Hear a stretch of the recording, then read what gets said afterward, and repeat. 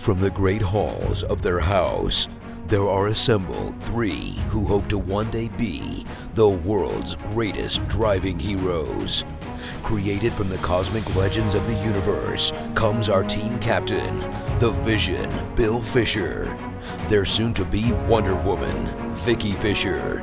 Our Captain Marvel and head flight trainee, Jennifer Skripchuk. And our Batman, the master of tools, gadgets, and all things mechanical, our mild-mannered soon-to-be billionaire, Alan Danvers. Their mission, to fight injustice, share what is right and wrong, to get you out of your house and come out racing with them, and serve all mankind. They are the Garage Heroes in Training Team.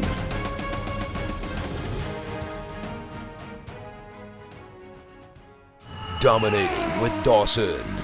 Hey, did I tell y'all that the Fred Lobster, the race bar Bavaria, tried to murder me and Ann 2 times? I heard. What? No, tell me. It was nuts. Are we doing a Dominating with Dawson story time? I think we should. Okay. Well, it's an unexplained mystery, so it's not like there's going to be any kind of conclusion to what happened. Just doing one particular that's race thing. bar in general, though. Yeah. You want to talk about that? All right, very well. I guess it's good, but I can talk through how I handled the upset situation. And okay. All right. Do that.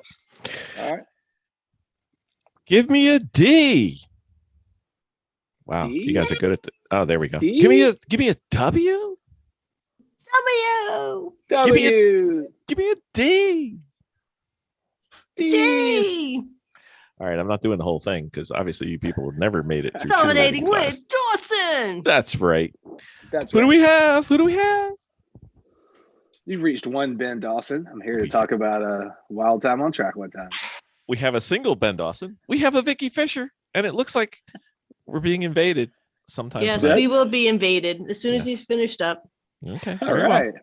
So we have a special Dominating with Dawson this time. This is called Dominating with Dawson Story Time. Mr. I thought we were going to call it Dominating with Dawson Survivor Edition. Oh. Survivors. It could be. What has the tribe voted yet? I don't know. Maybe this might need to be called Dominating with Dawson. Do as I say, not as I do. Oh, that's a good one. We'll take that. So all right. I'll give you the intro that I think you deserve. It all started when Ben was with Race Bar. Oh, see, that's the first part of the story. We already know the direction it's going. Right. So I just happened to be there was a track event coming up with a group that I usually do most of my instructing with in this area.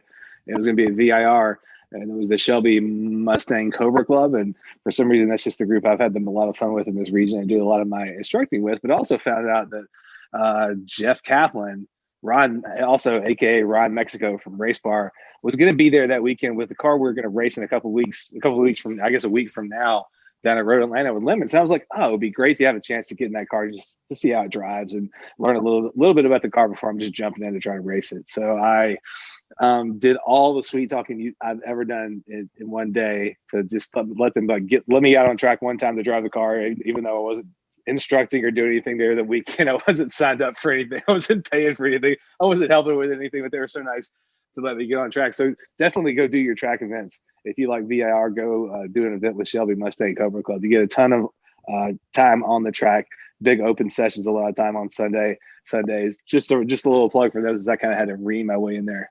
What you got, Bill? But Ben, I don't have a Mustang Shelby Cobra.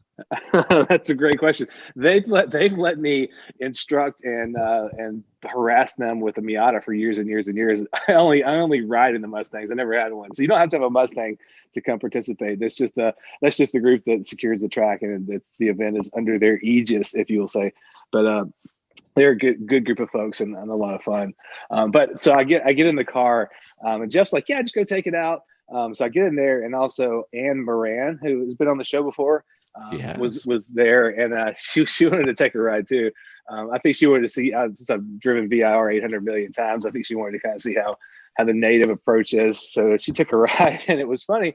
The car was pretty nebulous, and weird to drive. It wasn't just like eat up with power or anything like that. Everything felt vague, which is pretty standard for race car stuff, like floaty and vague on the suspension. And the brakes were really grabby. Like you couldn't just dive on the brakes. I locked them up once or twice just trying to figure out how much braking I could do. But those were the really significant problems.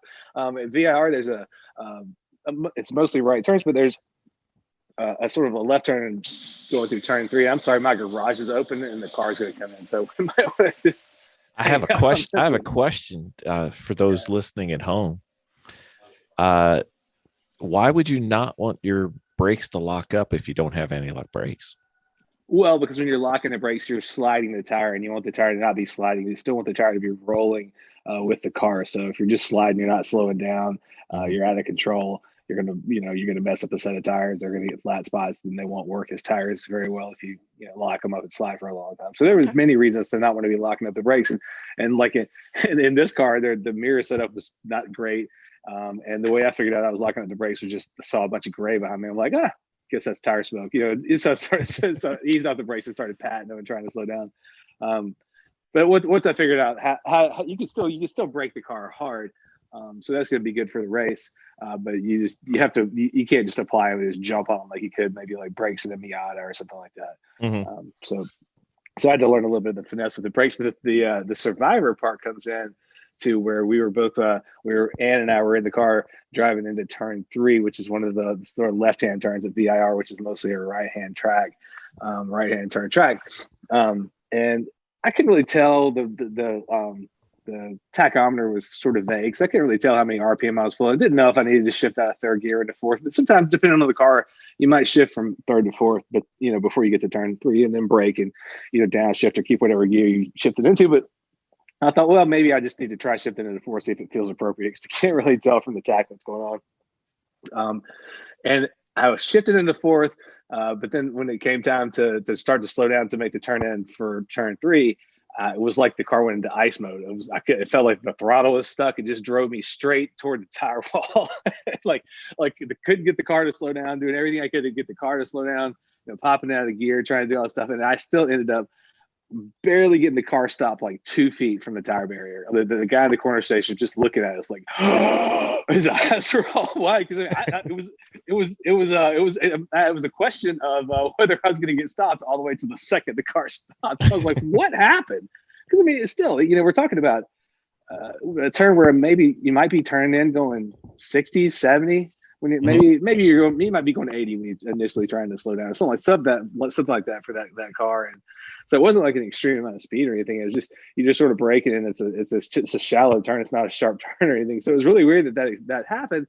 So after it happened, I figured out where reverse was, got myself back on course. And typically at a track there or something like that, if you go off the track, they want you to swing through the pits and talk to the whoever's marshaling the event just about what happened, and let them check the car. So Ann and I decided we didn't want to quite say we weren't sure why the car tried to kill us. We wanted to give it a few more chances to do it.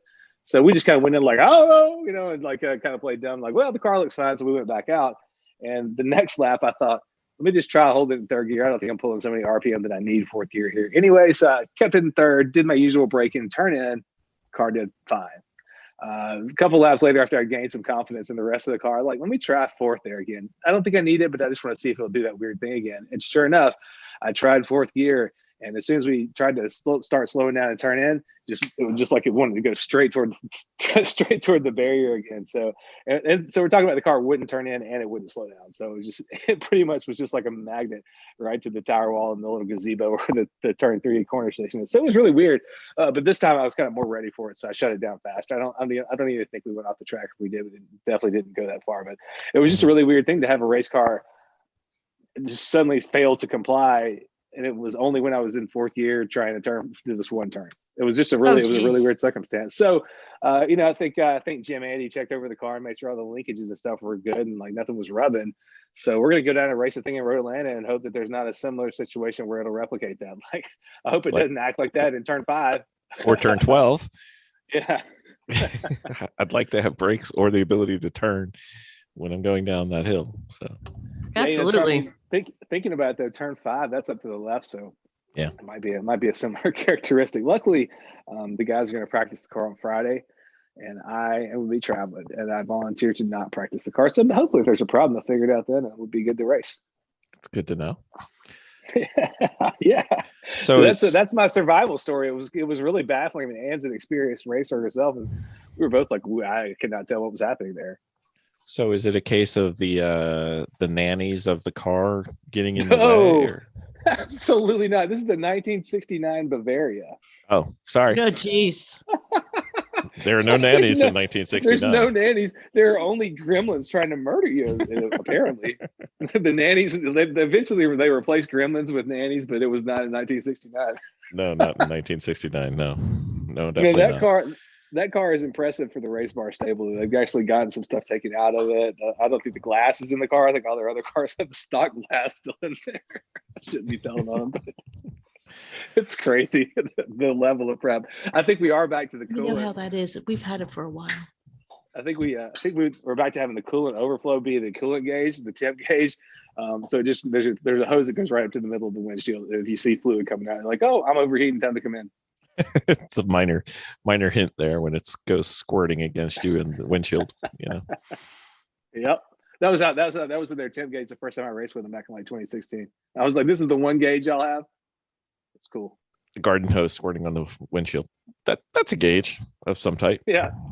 There you go. That sounds awesome. So what did we learn from this? What have we learned? Stop racing with a race bar is one main thing. That's general philosophy I can subscribe to. Yeah, and it's I would say one thing that you could learn from this is to check over your car really carefully if something like that happens, and I'm sure they're doing that, and it's not going to happen at Road Atlanta. Nope, hope not. Not going to happen. Nope, or it's not going to happen twice. That's for sure. It better not happen to me. That's what I'm saying. Exactly. All right. Thank you, Ben. Story time with Dawson. Yeah, I made it. Woohoo.